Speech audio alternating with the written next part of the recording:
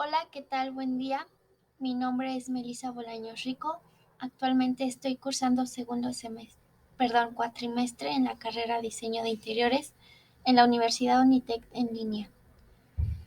A continuación les voy a presentar mi trabajo que realicé para la asignatura de Historia del Arte con el profesor Ricardo Salas.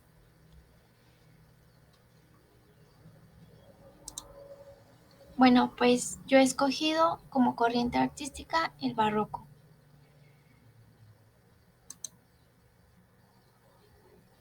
Preguntas detonantes.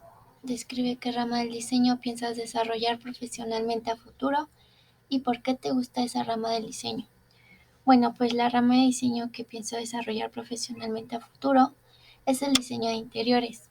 Me gusta porque desde muy chiquita me gusta modificar, decorar cualquier espacio de mi casa, pero en especialmente mi dormitorio, ya que me es más accesible modificarlo y pues me permiten más en este espacio. ¿Qué parte de la historia del arte es la que más me atrae personalmente? La edad moderna. ¿Por qué te atrae esa parte de la historia del arte? Bueno, pues porque considero que el arte es tan bello, único y maravilloso en cuanto a pinturas, esculturas, molduras y por supuesto, pues diseño de interiores, que es a lo que me pienso dedicar. ¿Qué corriente artística corresponde a esta época, histórica? Pues no solo corresponde al barroco, también tenemos el renacimiento, el manierismo, el rococó y el neoclasicismo, pero yo me voy a enfocar a la barroca. ¿Qué elementos te parecen más interesantes de esta corriente artística? Pues su uso del claroscuro, el realismo, los colores tan vibrantes, lo caótico que es, su elegancia, movimiento y exceso de ornamentación es lo que me parecen realmente interesantes. Proseguimos. Bueno, pues el barroco abarcó del siglo XVII a principios del siglo XVIII. Fue, como anteriormente dije, una fase de la Edad Moderna. Nació en Italia y se desarrolló y extendió a Europa Occidental y América Latina y se desarrolló entre el Renacimiento y la Ilustración. Sus características principales, como aquí tenemos, movimiento y dinamismo, contraste, realismo extravagante, elegancia, su uso de claroscuro, su excesividad de, de elementos ornamentales, que a continuación vamos a ver. Bueno, pues primero que nada, la palabra barroco proviene del portugués bagoco, que según yo así se pronuncia, que significa perla irregular. Como aquí tenemos, les agregué una perla para que se den una idea.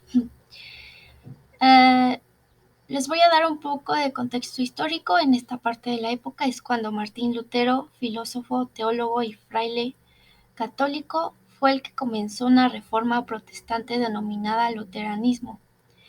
Él era fiel creyente de la religión, pero no de la iglesia, ya que él pensaba que la iglesia lucraba de la religión. Decía que no se tenía por qué pagar por escuchar a Dios, prácticamente. Así comenzó su reforma y tuvo gran éxito, ya que obtuvo miles de seguidores. Fue entonces que la iglesia, molesta por esta situación, ya que se había robado a todos sus clientes, por así decirlo, hizo que grandes artistas le dieran esta belleza que vemos en estas imágenes a las iglesias, con sus ornamentaciones tan excesivas que hicieron regresar a la población nuevamente a la iglesia, donde el cobro por estar en ellas ya sería justificado, según ellos, entre comillas, por lo lujoso que era estar en ellas. Además que se agregaron grandes frescos que estos expresaban y contaban historias como estos que vemos a nuestra derecha, que expresaban historias católicas. Así la gente que no sabía leer en ese momento, que era la gran mayoría, en serio, en ese momento, en ese tiempo de la época, la gente realmente era muy poca la que sabía leer. Este, pues sí, entonces aquí vemos su excesiva ornamentación, sus frescos, para entender mejor la historia católica, ¿no?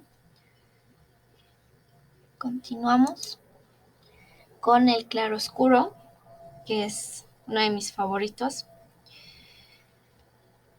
Y empezamos con Michelangelo Merci da Caravaggio, mejor conocido como Caravaggio. Este artista fue uno de los principales que llevó al claroscuro a su máxima expresión, con sus luces intensas, como podemos observar en la imagen, en las imágenes superiores, donde tenemos el llamado de San Mateo, donde podemos observar cómo los personajes están iluminados como si tuvieran un reflector y los bordes están sombreados, ¿no? Como sí, un claro ejemplo del claroscuro.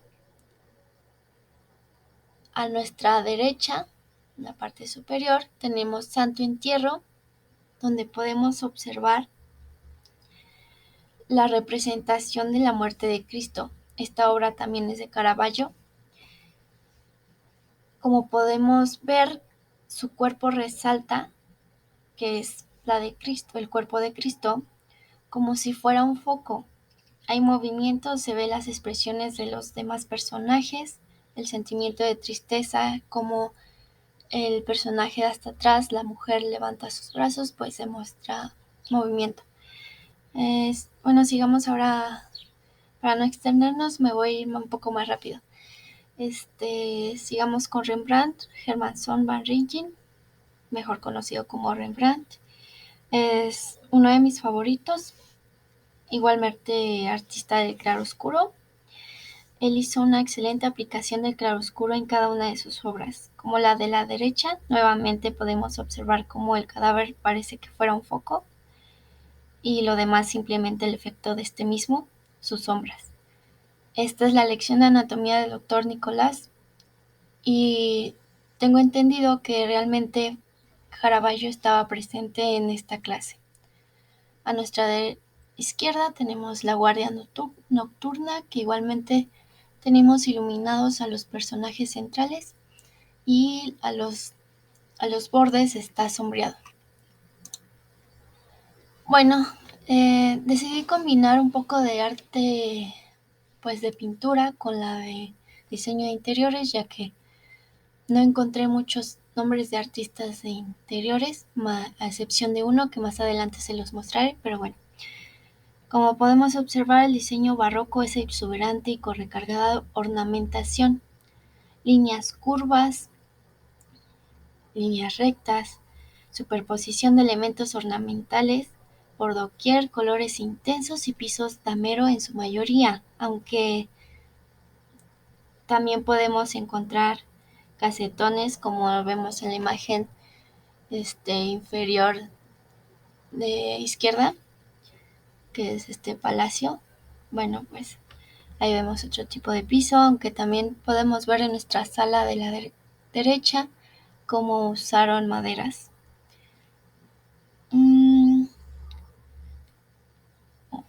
Los muebles barrocos con tallados de madera, curviados y con lujosos textiles. En esta época se empezaron a introducir los espejos de gran tamaño, usualmente acompañados con una mesita llamada consola, pero en esta ocasión tenemos a una chimenea. Bueno, como podemos ver, muebles con muchas molduras, mucho movimiento. Y también tenemos los candelabros de gran tamaño, igual, colosales. Bueno, en ese tiempo se usaban velas en vez de luz LED o la que se usa actualmente. Pasamos al realismo. Tenemos a, al, a Gian Lorenzo Bernini, perdón, no me acordaba cómo se llamaba. Fue un artista que destacó notablemente en el arte de la escultura, como podemos ver, representando personajes religiosos o mitológicos de manera tan realista que hace que el mármol cobre vida. Disculpen que no le haya puesto nombre a la obra, a su escultura de la izquierda inferior, pero es Éxtasis de Santa Teresa, realizada en 1647 a 1652. Georges de la Tour fue un... Ay, perdón, ya me estoy yendo. Bueno, pues como podemos ver, su tallado es tan realista que a pesar de ser seres mitológicos o religiosos, aún así mantiene la anatomía humana, el uso de textiles y de movimiento. Ahora sí pasamos a Georges de la Tour. Eh, bueno, pues Georges de la Tour fue un pintor francés donde él se destaca igual por su claro oscuro, pero sobre todo su realismo, como podemos observar en las pinturas. Eh, pues sí, él es reconocido por la plasmación de luz de vela en sus obras, como podemos ver en la primera, como realmente puede representar la luz que emite una vela y plasmarla sobre una obra, ¿no? Es realmente impresionante. Igual el realismo que realizó el viejo tocando una sinfonía, pues es realmente impresionante. Bueno, volvemos a interiorismo. Como podemos observar, pronuncia elegancia y movimiento, gracias a sus diferentes molduras, tapices con motivos naturales en su mayoría, textiles y curvas dentro del espacio, al igual la distribución asimétrica como podemos observar a nuestra izquierda, que es la habitación de María Antonieta en el Palacio de Versalles. También tenemos uso de tallados de cabeceras en habitaciones con tallados naturales, motivos naturales, textiles de seda, terciopelo o tafetán. No solo hay uso de colores dorados y beige, también podemos hacer uso de violeta, azul, color vino, colores más intensos, como lo podemos observar en esta imagen inferior derecha. Igual observamos las las molduras sobre las paredes, uso de calendabros y espejos grandes. Nos seguimos. Bueno, pues ahora sí les presento al el único nombre que encontré de pues, diseñador de interiores, que más que diseñador de interiores era pintor. Pues, como les muestro, pintor barroco español, reconocido por sus increíbles obras de retrato. Y pues él gran parte de su vida se dedicó a pintar obras del rey y su familia. Una de las más famosas, pues las Meninas, pero no nos vamos a centrar en ellos, en esto de sus pinturas, sino que él fue el encargado de decorar grandes residenciales reales españolas a, a, a dirección del rey. Y bueno, además que sus obras fueron principal motivo decorativo de los palacios reales. Por lo que tengo entendido, a pesar de que no hay nombres específicos, a excepción de Diego Velázquez, los artistas fueron los encargados en decorar los diseños interiores en las casas de esta época. Bueno, seguimos con el mueble barroco. Tenemos aquí una cómoda, son muebles tallados de madera, patas torneadas, con a veces son garras de animales, pero en este caso creo que no es. Uso de ébano, que El ébano es una madera muy costosa que pues tener un mueble de ébano era el significado de lujo y elegancia. Bañado de oro, resaltando bordes y figuras. Tenemos abajo mesa de marquetería, que pues son incrustaciones de madera como si fueran rompecabezas. Pues sí, madera de diferentes tonalidades para dar un efecto de pues ilustración. Sus patas con pirámide invertida y travesaño en X. Bueno, acá tenemos un gabinete. Este mueble era usado para guardar sus joyas o cosas valiosas. Los hay de diferentes tamaños y estilos, colores, etcétera, pero sí era como su caja fuerte de ese entonces. Sillón. Sillón tallados de madera, nuevamente bañados en oro. Eh, Había bañado de oro por todos lados, por doquier había bañado de oro. Patas curviadas y textiles con motivos naturales. Como podemos observar, pues tenemos aquí un pajarito. No alcanzo a ver muy bien, pero sí, son plantas y etcétera. Paredes y pisos nuevamente con motivos florales, naturales. Como podemos observar, son plantas como si les estuviera afectando el aire. Son realmente preciosas. Había de más colores, pero estas son los principales. El damero, como en un principio les dije, fue uno de los principales pisos que se usó en el barroco. Es de pues cuadros blancos y negros como un tablero de ajedrez. Pisos de madera también muy usados, con patrones geométricos como la sala que les mostré en un principio. Pisos brillantes, igual con motivos geométricos. Y bueno, como conclusión, después de haber investigado profundamente el arte barroco, puedo decir que es una etapa realmente contrastante y que marca un antes y después en el arte. A pesar de ser caótico pero elegante, tiene su belleza y resplandor. Me di cuenta que fue un intento de fusión de todas las artes: pintura, arquitectura, escultura, artes decorativas, etc. Es por eso el motivo que quise agregar pintura con diseño de interiores, porque la pintura va muy adentro desde cada habitación, ¿no? De cada salón. Y tuvo gran éxito. Además de esta rama se relaciona directamente con el diseño de interiores, ya que, como dije anteriormente, marca una gran diferencia en cuanto a cómo era el diseño de interiores antes de esta etapa. Sí hay un enorme paso de un antes y un después, ¿no?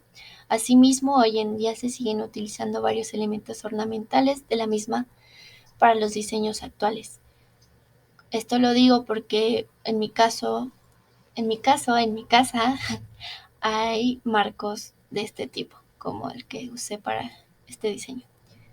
Y ya por último les pongo las referencias y les agradezco mucho su atención y lamento que se haya extendido tanto este video. Gracias.